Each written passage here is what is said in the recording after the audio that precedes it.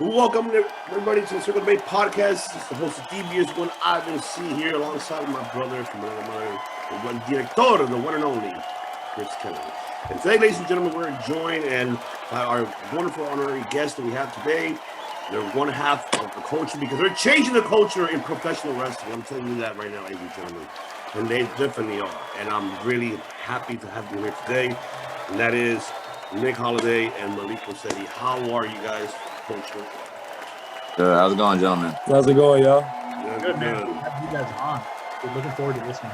Oh, I was looking forward to it. So thank you for joining, and I appreciate you guys very much.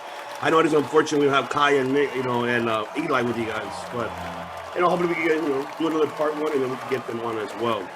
Yeah, I get a second half in for sure with the rest of the group. That's a good idea. Yeah, I like it. I love that sounds good. Definitely. So, gentlemen, I know that you guys been, before we can ask you these other topic points that I want to discuss, I want to ask just, just very briefly, if you could just take us to your journeys, how did it all become about? How did the culture begin, first of all? Like, if you could take us to that journey very briefly before we hit the other topic points. Okay. Well, it all started in the wrestling capital of the world now that goes by Orlando, Florida. So I moved out there in 2016. I went out there on scholarship to Full Sail for science communications. And once I graduated, while I was on the campus, there was an internship to work with the WWE. So I was working with them, helping behind the scenes, producing some shows and stuff like that. So the more and more I did it, the more and more I wanted to be a part of it and not behind the scenes. So the more and more I was talking to people like Norman Smiley or, Norman Smiley, Matt Bloom and Regal and Finn Balor and HBK, who's just walking around the campus like it's just second nature for them. They were just telling me, you need to find a wrestling school, learn the ins and outs of the business, and the rest is history. So as I'm Googling wrestling schools in Orlando, I came across this one flyer that was being advertised for a seminar, Pro Wrestling 2.0. Oh, yes. And the person that was heading the seminar she's the first ever female world heavyweight champion in the history books, and that's Tessa Blanchard. So she had a seminar. I went out there. When I went to the seminar, Malik Bosede was in there. And then, like I said, we was like two of the only 4 African Americans in there. So we vibed off the bat. And then the rest is really history. Like I said, then Malik can tell you the rest of what happened. I came in. I went to Pro Wrestling 2.0 in March. They had the seminar. Of course, that's when I met Nick at the end of that month. Eli wasn't there yet, but me and Nick, we clicked off the bat. It was, it was authentic. It was genuine, So then Eli comes. Now naturally, a lot of people have the notion like, there's only a few Black people in a certain place. They're gonna come together. Naturally, me and Eli, we weren't thinking about tag teams, if at that, we wasn't even thinking about being a tag team with each other, Mm-hmm. It took all the way up to about September when we had a Savio Vega seminar. Shout out to Savio. That's right. Savio. So he was like, hey, you, me and Eli, y'all gonna tag team. You know what I'm saying? And the only other 2 brothers at the seminar. Basically. It makes sense. And we were gonna wrestle for IWA, for the relaunch of IWA Florida. Yeah. And from there, and then previously I wanted Nick to be my manager anyways. So cause he's a gift at gab. Very good at what he does, so it's definitely a compliment to me. And then now, obviously we're a team. It's a very big compliment to the team. You know what I'm saying? Yeah. And from there, we just took flight. We just took off. We worked together for the first time at Pro Wrestling 2.0 for the tag belts. We didn't earn them. You know what I'm saying? At that point, it's all good. But from there, we just kept building and building and building and building and building, getting closer together. And actually forming a camaraderie to where we were comfortable with calling each other brothers. So we were comfortable saying, yeah, I got your back. We were comfortable with just being around each other. You know what I'm saying? And the chemistry just grew from there. Yeah, not just workers, but actually became brothers and families. Because it was crazy because we all met at the school, but we was all in the same block too. We was all living in the same area. Oh. So to meet up for a little bonding experience, like, you know what I'm saying, get together and like do a photo shoot or promos or workout or, you know what I'm saying, hit the weight room. We could do all that within a few minutes. And what helped and what makes it, hopefully I'm not jumping to go any questions, but what makes it genuine is that, you know, you have Eli, where he's in his teens. You have Nick, that's in his 20s.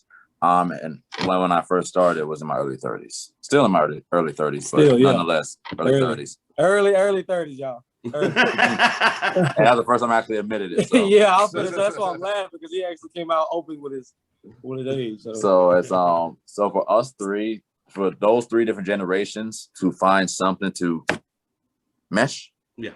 You know, I feel like it holds weight. You know, it has to mean something. Three distinct different generations that represent for the culture in all different types of aspects. Agreed. Right. I love it.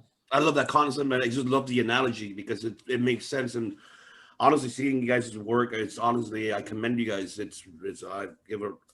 love it. And especially how you guys actually are changing the game in wrestling. So that's something that needs to be done, you know, needs to be done. Especially like how four of you guys just all became about.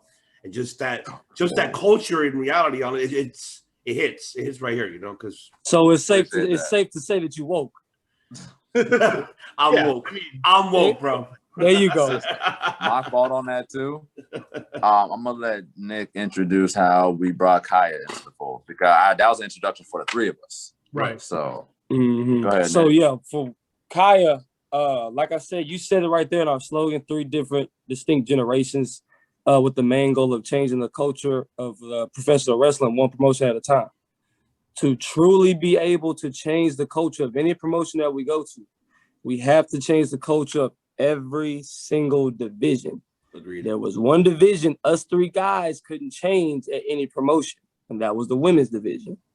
So with the women's division, we came across Kiah first last year. I don't know if y'all remember the trending sensation that went by the Don't Rush Challenge.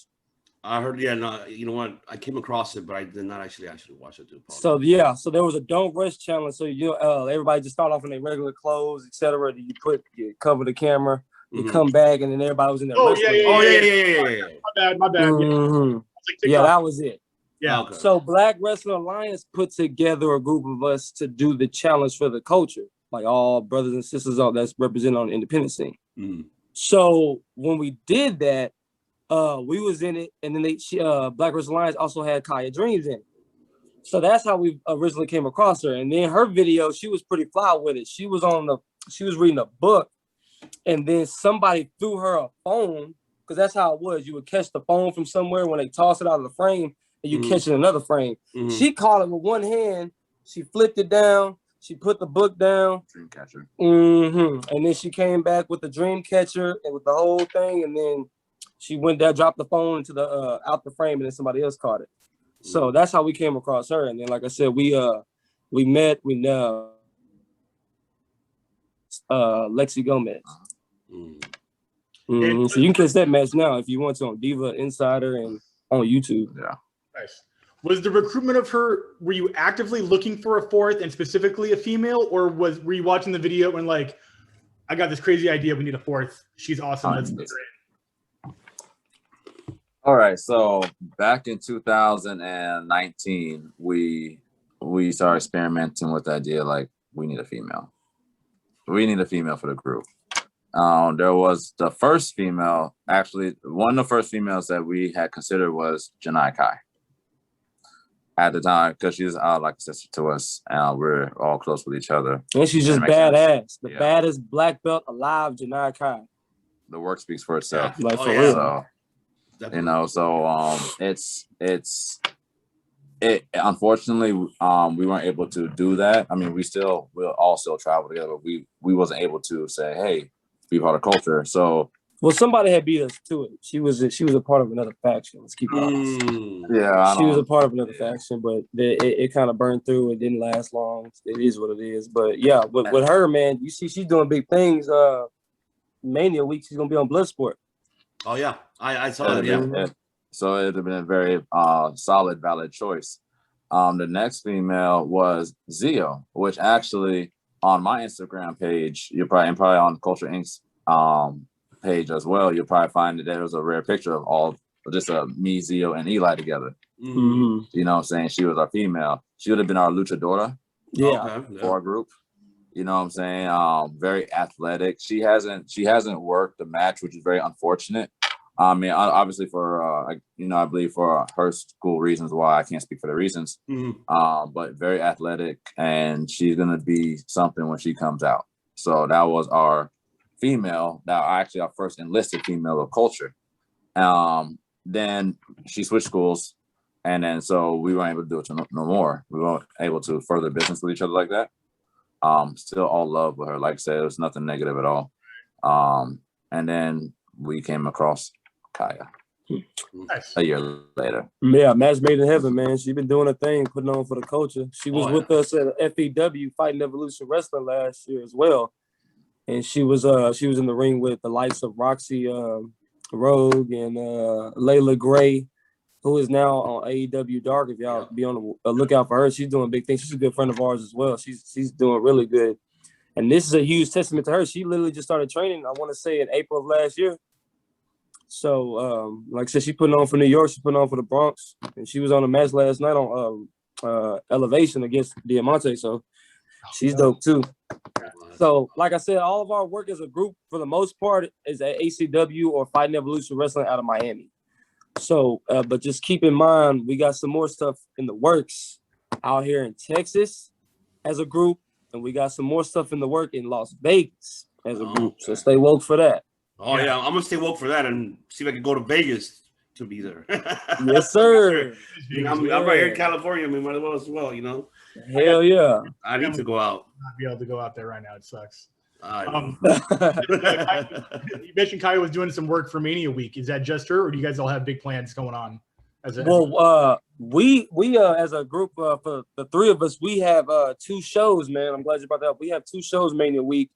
We're going to be a part of an amazing show for up and coming talent that's headed over by MG, the Young Professor, one of the hottest announcers, commentators, wrestling personalities in the game right now, out of Orlando, Florida. It's called Best in Class. Yeah, actually, we've had to add on to Professor's thing. One half of the best commentary team in Florida. That part, Excuse me. Well, with Sticks. No, I thought of my boy. I thought of my boy. Ken Sticks, he's the truth too, man. Yeah. They're together as a great commentary team. Dope, dynamic commentary team. They're just hilarious. There's a few clips of them on our Instagram page, of Culture Inc. with 2 Eyes on the Ink, where they're just going at it, man. And like Professor's going at Sticks for being at the club late at night to the Players Club, and he needs to be at home studying and going over like the matches and stuff. They going at it. But Mania Week, April 9th, I want to say Egypt Shrine Center, Tampa, Florida. Off of Washington Street. Yeah, we are going to be in the building against another special tag team. So be on the lookout for that. That's going to be at 10 a.m. And we're going to be on the same card with the likes of Leo Rush. Yeah. KC Navarro, Janai Kai, the Make It's from Louisiana. And some more to come. Yeah, more to come. Yeah, Layla Gray's gonna be on that show too. There's a lot of up and coming rising talent that we're gonna be a part of. 10 a.m. GCW Best in Class, ran by MG, the Young Professor. Stay woke for that. April 9th, 10 a.m. And we're gonna be again later on a part of GCW again. We run this town. Yeah. Later on the night at 9 p.m. Jeremy Gomez, the promoter of that event, he put out a memo, a PSA the other night. Well, it sounds like he's finally woke, so to speak. Let's hope so. Yeah, he's come to the terms that Coach Inc. is a premier team on his roster. So with that being said, vacancy has opened up in the tag team division for the tag team titles. And the first team to come to mind that he put in that match is none other than Malik Bosede, Eli Knight, along with Nick J. Holiday, Coach Inc., coming to truly start the culture shock that's been awaiting GCW for over a year now. Because this performance that the performance we're going to bring April 9th, 9 p.m. has been 1 year in the making. We were supposed to make our debut last year, but of course the pandemic cut everything short. Uh-huh. So this performance we're gonna bring y'all April 9th, 9 p.m. We run this town, well, along with some other good names on there like Kiera Hogan. I want to say I seen Funny Bone. Yeah. The Beast. Super Beast is gonna be there. Leo Rush is gonna be there. So a lot of big names. Yeah. Michael Bennett's gonna be there as well. Michael Bennett's gonna be there. The other Holiday from MLW is gonna be there as well. Yeah. Hammerstone is on the card as well. So we're bringing in talent from MLW. We're bringing in talent from Impact. And then, like I said, you got the hometown boys with the home state boys, Coach Inc. from down the freeway in Orlando, Florida, ready to change the game. They're ready to take home those GCW Tag Team Championships. Yes, yes, Devin, yes. So we all know that the man behind the plan in GCW also may have a conflicted interest within a team of his own. Does he have anything lined up for you guys to be feuding with his faction that he's got going down there right now? I do think he's managing a tag team. Is that right, Ivan? No, well, you talking about Metro Brothers? Yeah. Yeah, so that's it, Mr. Gomez. That's the one, and they call their group the Forefront. Okay. So that's what it was in that the PSA that he put out there. The PSA that he put was basically how he had to come to terms with tearing the faction down. Right. So they tore the faction down. So like I said, with them being out of the picture now, the only other premier team in the game right now is Coach Inc. Yeah, so we finna make you know what I'm saying? We finna come in there and just like give that culture shock that was meant to be in process last year. But now, like I said, 1 year later, we finna make everybody's worth the wait. You know what I'm saying? So I can't wait. We're coming to bring the noise. I cannot wait. Mm-hmm. You can catch that, ladies and gentlemen, on Title Match Network. You can catch it right there. If you're not able to make to the event, but you're able to catch it on Title Match Network.com. Subscribe to them. You're actually able to catch incredible, independent promotions just like GCW. So you can also catch them there. We just had Brandon Ascari from GSW on, who Hammerstone is their heavyweight champ. When you said you're bringing in outside talent down to Florida, Hammerstone's at the top of that list for sure. Mm-hmm. Definitely, yes. Mm-hmm. Definitely. Yes, he is, man. That dude's he's built like some gun, boy. That boy got it. I like his finisher too. Oh my God. I like his finisher too, man. I wouldn't be mad taking that one. That's pretty dope. That's pretty sick. So Malik, talk to me about your t-shirt business that you're actually going to be getting. So because I did see that, I appreciate it. Yeah, talk to me about that. All right, so my brand, About Mine. There you go. Is basically what it is. It's a mindset you have to have. It's like it's going 100%. It's except take nothing. How can I put this? Like, you don't accept nothing for less for anything. Be about yours. Be about your family. Be about your money. Be about your people. Be about your morals. Be about your grounding that you stand on. Everything. So it's funny because I used to use that word a lot when I was younger, like talking about like young teens, and then it just finally came around full circle. So I was like, yo, no, I'm gonna brand this up. Like I'm gonna turn this into a brand, and even if nobody believe in it, I believe in it. I'm About Mine. You know what I'm saying? Exactly. Yep. So that's real talk. Yep. Do you do the logos themselves, or was it just your ideology? I would give a shout out to Tony Stabili because he is our go-to for graphics. Mm-hmm. Also Mark DeGrucci, because he made my first actual singles graphic, so I don't want to just take it out from there, Yeah, but shout out to Rev Tony, man. He's our go-to guy. All those logos you see on the pro wrestling tees, I hit him up, came up with an idea, he just brought it to life. He took, he created like 6 different ways where I could use About Mine, and I use 2 of them. So I have this one right here on the shirt. Actually, I have a fanny pack now. Ooh, yeah. All right, there you go. Hey, hell yeah. The fanny pack is back, y'all. Exactly. You got to bring it back, baby. Gotta bring it back. So I'm about to get athletic wear soon for it. Just branch out from there. It's a work in progress, but it's something for me. And something that I'm working on building for my future generations to come. Absolutely, yeah, definitely. And once you got to up, once you get the ball rolling with that, where could the audiences find it? Where could the viewers find actually about mine, like the merchandise? Where can they purchase it? Right on my Instagram, mainly because that's what I use for pictures. At MB Integrator. Okay. That's basically the best. Excuse me. That and my actual business page. My bad. Is at AA Dynasty Fashions. Cool. Okay. We'll put links to everything in every description. Absolutely. I'll put it on my shirt too. Shit. There we go. Hey, there we go. Let me know. I got you. Experience that number of words. Yeah. I mean, because I know I'm woke, you feel me? So I am part of the culture. So, I mean, I grew up in that culture. So that's like my neck of the woods. So, I mean, I get, but it's not about me. It's about you guys. But I know what's up. But you're for the culture, though. You down Absolutely. with the culture. I'm down with the culture. That's what matters. Yeah, that's all that matters, bro. I'm down for the culture. Always, all day. That's real. That's real. We respect that. Appreciate it, bro. I appreciate you guys. Definitely. On that note, talking about the culture, talking about even the women's division with Kiah coming in. The women's wrestling division is in, I think, its hottest renaissance right now, where we're getting so much appreciation for the women talent. And I think that your culture is also, if I can say, as the Black culture moves forward, so many rising stars and stars that have worked their asses off to get where they're at right now. We're now seeing, I guess you could say, a parallel revolution within your culture of stars. I am almost offended that Bobby Lashley took 12 years in and out of WWE to become a heavyweight champion. We had Kofi. It took Kofi 10 years to even, I think, get a singles shot at that damn thing.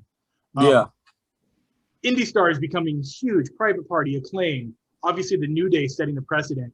You guys hold your own against teams like that and are easily climbing up the ranks to debut in a promotion that'll get you the eyes that you are working for. Where do you see this movement within not only the singles, the tag, the women's divisions, pushing it forward right now? Do you think it's only going to get easier to get? I don't know if it's been difficult to get booked. I don't want to assume for any reason that you would have an issue getting booked, but just moving up ladders to get to titles and respect that you deserve. Well, in that aspect, it is going to be it's not going to be kind of harder. It's going to be a lot more fulfilling and a lot more fun because down the road, you just said two of the top tag teams that was on the independent scene that are on the major promotions now. But there's also other teams like TNT. You saw them on AEW Dark, Devon's two twins. Yep. You got the Make It's over here in Louisiana. Then you got SOS. You got the Con. And you got Moses over there in Ring of Honor. Yep. And you got Fly Def. You got Warren and Zach Zilla over here at the Row under Booker T. Yeah. It's a whole bunch of brothers that are tag teaming, and they're putting on for the tag team division across all platforms, across all states here in the U.S., to the point where tag team wrestling is going to be main evented more and more at little shows, at promotions, at major shows, to where, like, once that one tag team breaks through, it's going to open up the door for all the other tags on the independent scene. Because now you bringing in this team from the independents, and they're hitting on all cylinders. They're putting on 5-star performances, selling merchandise. They're big fan favorites. So now you got other promotions going to want to replicate that and find another hot tag team themselves and bring them right on in.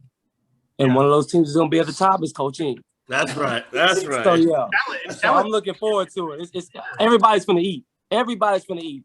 It's not going to be a competition. It's gonna help flourish the whole division. Too much money on the table. Yeah. It's gonna help flourish the whole division, man. So I'm really looking forward to it. You're right. It's a big culture storm coming through all ranks of professional wrestling. WWE with Bobby Lashley, and then you got the Hurt Business holding the tag team titles as well. Every title. Impact. Yeah. Rick Swan and Moose just put on a classic. Yeah. Oh my God, that was an instant classic, and I love the fact that, like I said, it's about damn time. For me, this should have been taking place a long time ago. In my opinion, that's how I feel about it. Reason why I said because I grew up in that in that culture myself. Like I was saying, I do Black and Brown movement, and that's always been me. So I'm glad that it's getting where it deserves to be exposed. I just hate the fact, how Chris said, it took this very long for it to happen, came in fruition. So, but I'm hoping that But it kind of made it that much sweeter, though. It kind of did. Because, keep in mind, Bobby Lashley's a heel. And look at all the love and admiration and support that he got when he won the title. the way he did. You know what I'm saying? It was just a beautiful, it was a perfect storm, and now he's going to be the first African American champion, I assume, to walk into WrestleMania and main event. I'd say nobody's done that. With the most amount of respect given, he is the first, what I would say, full-blooded, considering The Rock is a mixed race gentleman. But with that small technicality, yes, to Bobby Lashley being the first, I'm assuming full-blooded, if that's the right way to say it, African American champion going into WrestleMania. Walking out. I think Kofi had. Right. Yeah. I think Kofi did lose it, or he won it. He won it at WrestleMania, but he won it at Mania. Then but it wasn't like the last match of the night, which to me is the real main event. It was like it was one or two under that. And I know you can have 3 or 4 main events, but to me, whoever's big name is biggest on the poster, that's the main event. They were so set on making history, the first women's main event, and so they gave it to Becky, which I can understand. I just feel like, you know what I'm saying, since every piece of history in the women's division, they gotta feel a need to put Charlotte somewhere in there. So that's why they found a need to shove her in the damn match, which they didn't really do. I have my own opinion. I'm with you on that. They want her to be a part of everything. I think that was the loss. I think that was the Barry Ronda's loss, is not being that devastating, in my own opinion. I think that's kind of protecting Ronda's loss, was that she lost 2 women instead of just shoving Charlotte in to give her some glory. But if Ronda wasn't there, it for sure should have been Becky and Charlotte, at least in one of the main event spots for sure. Yeah. Mm-hmm. But I'm hoping this year that these 2 incredible women main events, I mean, either night 1, night 2, and that's Bianca and Sasha Banks. Yes. Oh, goddamn. Listen, I'm going to tell you right now. I'm fired for not bringing up Bianca. Goddamn. I've been an EST fan since the day she started hitting people in their face with that hair whip, dude. I was like, that's Yeah, I was there live for that. That's one of the shows I was helping produce when they was doing the Mae Young Classic in 2017 at Full Sail. Yeah. And she came in there. She I think they had her go to like the 3rd round and lose, but each match she showed why she deserved to be on that roster. And this is crazy because, like I said, she came from no independence. She just came straight from college as a collegiate 5-star track athlete. And then, like I said, like with the documentaries coming out, Mark Henry saw her build and like, hey man, you want to give this a shot? She was already a fan, but the fact that she was able to grasp it and like gain a presence so quickly and then putting on for the culture like no other. Like when her first takeover match, she made it all about the culture. She came out with a robe and said Black History Month. You know what I'm saying? So definitely. Like she's a huge stable and a huge flagpole like that's carrying on for the women's division. So her and Sasha, 2 first African American women to be in a main title match for the women's division. Earth-breaking, man. Looking forward to it. Like I said, I'm looking forward to it. I hope they main event it night 1 and have them steal the show. And I hope they steal the show most definitely. And I feel like they are. And the only thing I dislike is just how the story's being put. This story should be put differently because definitely Bianca's an underdog, and she's gonna come in full force. And for me, it doesn't matter who wins. Who wins? Well, who wins overall is that it main evented at Mania. That's what matters. Yeah. On both sides. Yeah, that's the win. That's the win. You're right. That's You're the right. win right there. The whole main event spot is what made Punk leave because they ain't never give it to him. You know what I'm saying? So that means a lot, man. That means a lot to your peers to be the main event, the last act on the biggest show of the granddaddy of the year. Like, come on, man. Like, and you got 2 nights now, so it's not gonna hurt to give the women a main event slot. Exactly. Like, yeah. The whole concept of the Rumble is what? You're gonna main event WrestleMania. Thank you. You put it on. You put it right. Thank you, bro. And hopefully, I mean, okay. I want to ask a question. So, what does the beef you guys have with the Walmart boys? What's up with that? Man. Oh man.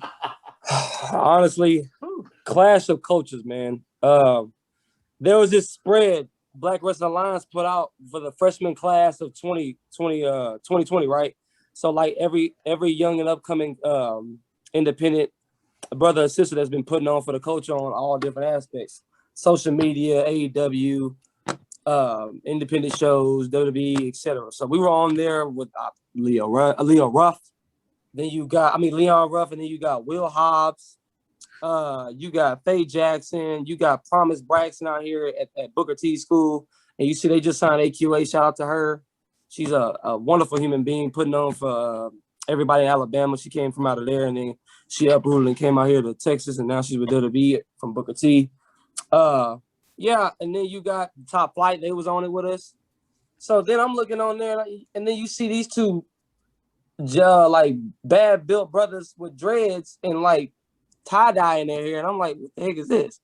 So they seemed out of place to me because I didn't see none of their work type thing. So they tagged on the spread, so everything came up. Oh, all these followers came up, and they like, oh, this follower on TikTok. But then I'm looking at their work. They got videos where they in a strip club, kicking strippers in the face. They throwing kids across tables. At the strip They're club? on the basketball court. Yes. They're kicking strippers in the face that's on the poles. They're at the barbershop wreaking havoc. And then, like, of course, the name of Walmart boys are in Walmart doing hair coronas and curb stomps and pedigrees. And they at the Galleria doing swanton bombs off the escalators. I'm like, what the heck is this? Do we really acknowledge this? Do we really acknowledge this on this spread of black influence? influence? Me of like really? every backyard wrestler I grew up with and separated from. Yes. I was in a backyard wrestling group because that's what you did when you were 12. But because you don't know any better or have any money to go to a school. But at some point, the teenager grows up, and if they want it, they get it. And is it just glorified backyard wrestlers just going in public places trying to be jackass? Basically, and then one of them a glorified SoundCloud rapper that ain't making nothing with his music, but he's on there trying to rap and sing and dance and all this other stuff. Nobody paying no mind. So I guess all these little random flips and random places like disrespecting our sport that we take seriously inside of a square circle, I guess it's got them a whole lot of attention, a whole lot of love. So that's why they understand why they were on that thing. So yeah, I called them out on that crap. And then they got in their feelings and they clapped back at us on social media, and then it made quite a stir. But yeah, basically it's a clash of cultures. It will look like you got brothers that made a name for themselves inside the ring, and then you got these brothers that's disrespecting the sport that we pay so much respect to, making a mockery out of it outside of the damn ring, doing tricks and flips for chips and dip. You know what I'm saying? Oh my Christ! Can you put that on a T-shirt? Yeah, I could. basically. Yeah, man. So remember the FTR had no flips, just fist. You could be like no chips and dips, flips and whatever, dude. Yeah, bro. We can put that on there. Yeah, we can put that. We can make that happen. But that's what it was. So then they got on social media. We clapped back because mama ain't raised no hoe. So like I said, we clapped back at them. So it is what it is. But we gonna keep doing our thing. Hopefully they mess around and hurt each other and put each other out of commission where they don't gotta really do that stuff no more. Right. So. Hell yeah, but that's what that was. I wouldn't say it's no damn beef. I just say it's like some brothers. It's two-sided. Yeah, I don't give a damn about that. We don't give a damn about them. It's just like they you guys have the clout, so paying attention to them is getting them the rub. Exactly. And they're probably entertaining this idea that maybe someday they're gonna challenge you guys somewhere in some fucking food court. And obviously, men of respect for the game are not going to entertain anybody. If you want to challenge us, meet us in a square ring. But you know what I'm saying? You're going to be shortly embarrassed. You might not even attempt to do a clothesline at one of these rinky-dink Walmarts or thrift stores you're doing after we embarrass your ass in the ring. So, yeah, they wouldn't even try that shit. No. Hell yeah. Yeah, they're fully aware. Names off of yours, I think. I think they see that you're somewhere they may want to be or maybe don't want to work for that goal. They just want to get, like I said, the clout by retweeting something, talking some shit. Exactly. They need to wrestle a valid tag team. Yeah, I agree. To get validity. Because this little Vata, they keep beating up on the side of the road and getting them nowhere. No. I You know what I'm saying? look it up, but I give them the views. I'm kind of torn. Yeah. I'm sorry. It kind of reminds me like how Superhuman as well. Like I'm not hating it. I'm not a big fan of that. Not a big fan of that either, man. If you don't know, don't look it up. He's very similar style to what you guys to the There's nothing super about him. That's the whole thing. Yeah. Like, you know what I'm saying? All you're doing is just falling back like a dumbass into some barbed wire. Yeah, that's just and you got people laughing at your ass doing it. There's nothing super about it. Is he even gonna check for YouTube or anything? No, ain't getting so it's for you doing it for free. Yeah. Ouch. The dude with the mask is supposedly just like taking them all around the stage, just pimping them out and stuff. Like, just jump on this barbed wire. Oh, jump on this. So who's paying for gas? I'm pretty sure he did. Oh man, that's tough. Right? That's tough. No money in that.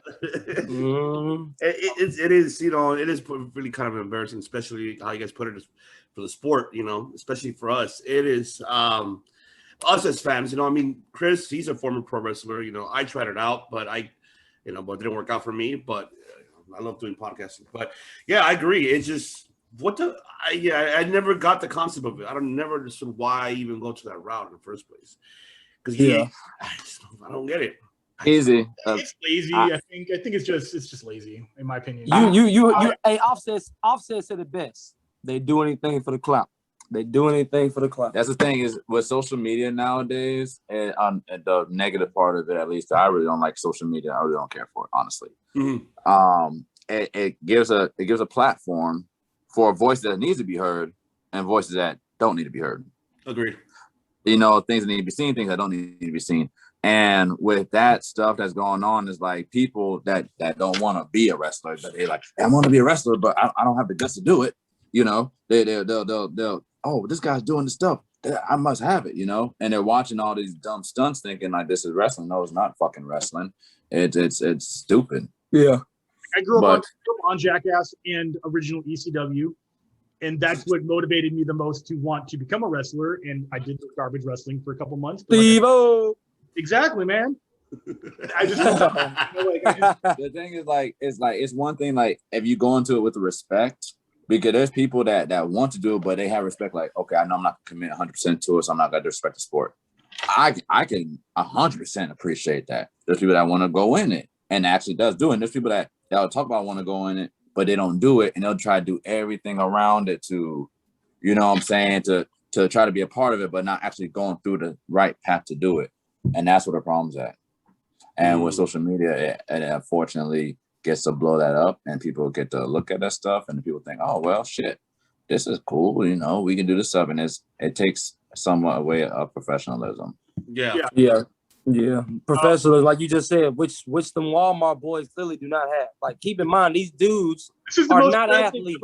This interview is the most press you're ever going to get. Yeah, I'm telling you, bro, like, they are not even no athletes. That's why I'm like, if we were ever... I like some of their stuff, but I'm not going to cap.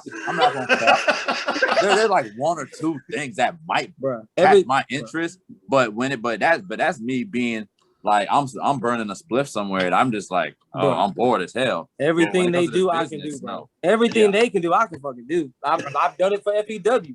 Jumping off the top rope backwards, no hands. You know what I'm saying? Just mom, look, no hands. Coffin drop from the back type thing. You know what I'm saying? I can do the same thing. If I wasn't where I'm at now, I'm not saying like I'm like up here. You know what I'm saying? I'm just saying like where I'm at, professional wise, business wise. You know, that doesn't excite me. Now, if I was like a fan or somebody that didn't really know wrestling, I'd be like, oh shit, like yo, you did a backflip off a counter, or yo, you jumping into a barbed wire, like damn, that's crazy. I'm at a different level, and this level doesn't require me to be impressed by it. Right. Facts right there. Agreed. So, we do have planned a second part of this interview when we get the rest of the team coming in. So we do want to close out with questions real quickly. You guys are wrestling for more companies than we can probably keep track of right now. There's maybe 5 or 6 companies you wrestled for since you've become a team. You have a relationship now with Game Changer as well. What is that like working? I think Joey Janela is at the top of that chain of that company. Working with him, and then what have they got planned for you guys? We will save that for tomorrow, actually. Ooh, right. Like that, man. Yeah, I was trying to make sure that we evened it out. You gotta stay woke and tune in to part 2 to hear those news, y'all. That is not a spoiler. That is a prediction. Courtesy of Kyle Moore from Joke on the Ring podcast. He calls himself Kyle the Spoiler Moore. He does watch this. He does watch the show. That's the difference. Well, yeah, definitely. We could definitely do part 2. I would love to go ahead and do part 2. And then if I'm not in, because usually me, because I have the work. I'm away. I'm doing something busy at work. But definitely, if it's not me for part 2, definitely my host other years will take over. Yeah, I got no idea. You got no order. You work nights. I work during the days. You know, so yeah. that's the only time I get that shit. So it's all good. Yeah, we'll talk off air about scheduling that for tomorrow for sure. Appreciate you guys coming on. That was awesome. Never gonna look up. I don't even know what to call it. The team we were just talking about. It doesn't matter. Yeah. Oh, you talking about the Walmart boys? Don't look. Yeah, that's a who. The Walmart boys and that. Yeah. No point of it. Like I said. No. But yeah, I appreciate it. Yeah, I see this your Instagram at the bottom, Chris Kennedy Guitars. Yes, sir. We'll hit you up with a follow. You know what I'm saying? And then, like I said, whenever y'all drop it. At least 3 out of 4 of you. I think I got like 4 tabs filled up. Okay. So you'll definitely see that I definitely spam blasted all at least 4 of you guys to follow. So Yeah, definitely. Bad. But nah, I appreciate y'all taking the time to get back to us on there because like I said, I like y'all's page. I like what y'all doing for the professional wrestling with the media wise and giving people a platform to talk and put themselves over and like get their content out there and their characters over on line and give somebody a format to like speak and learn how to like handle the media whenever we get paid to be on a major promotion. We're gonna do stuff like this anyway. So absolutely, this is real helpful. We're just professional fans, and you guys are the talent, and you guys need an outlet, especially in this global bitch right now that's keeping people from performing or doing what they love. Man, it is rough out there. We've interviewed dozens of wrestlers, half as many promoters, and it's just a bitch to get work. And I completely can relate to that, so I understand. Yeah, definitely 100%. That's a bet. Definitely 100%. But no, I really appreciate you guys, and I am part of the coach, man. I'm woke, all right. I'm woke. Yeah, I'm woke. That's what I'm talking about. That's right. And down with the culture. Down with the cause. I gotta get down with the cause and the culture for sure. And I need to get that shirt about mine right there. So I need that. Yeah. Shirt. Yeah, make it happen. Yeah. I need it, bro. Yeah, just DM us your size. We'll send it right over. Oh, definitely. And then on the next show, I'll part 2 about if I'm a part 2. But even regardless, I'll take a picture and send it to you. Look, I'm repping for sure. That's real. Hell yeah. That's real. Yeah. Real. We appreciate that a lot. I appreciate you guys very much. But I'm gonna text y'all through here. That way we can arrange a part 2 for tomorrow. Like when I pick them up, and we can find a nice quiet spot. Yeah. And see when y'all free to get online. We can use the same link again. I think. We're still recording. Yeah, we're still recording though. So the podcast, yeah. It's all good over, bro. Hey, it's part of the show. Podcast. It's part of the show. But yeah, ladies and gentlemen. Oh, okay. I forgot. But That little red light. it's okay. It's all right. We're not live or anything. Don't worry, man. This comes out like in a couple minutes. Well, yeah, ladies and gentlemen, I mean, this is part 1. It's not over with the culture yet. We're going to have a part 2, so make sure you guys tune in. And I know because we have a little bit of time with Malik and Nick, so that I'll make it very quick. But I want to go ahead and thank them a lot for joining part 1, and we are going to definitely do part 2 because we need the rest of the crew. We need Kiah and Eli on this. So I want to have all the culture, and for you guys, ladies and gentlemen, as well, to watch it. And all the description below will be their social media platforms, and also where you can follow them as well and catch them. All their upcoming events that are going to be happening. They're busy in Mania week, and I'm commending them because I'm glad they're having a busy week. And then putting out the culture towards all these promotions, letting the people know to stay woke. Stay woke, ladies and gentlemen. Part 2 will come out next time. So make sure you guys tune in once again. This is DB's One IBC with the director, Chris Kennedy himself. I did one commercial for a pro wrestling store, and they call me the director or whatever. You directed us. What do you expect? But yeah, That's all you need. That's all you need is that one. Yeah, all you need is that one. And also we have, of course, Nick J. Holiday, and of course Malik Bosede. Saying to you guys, good night, and we'll see you guys in part 2. So stay tuned.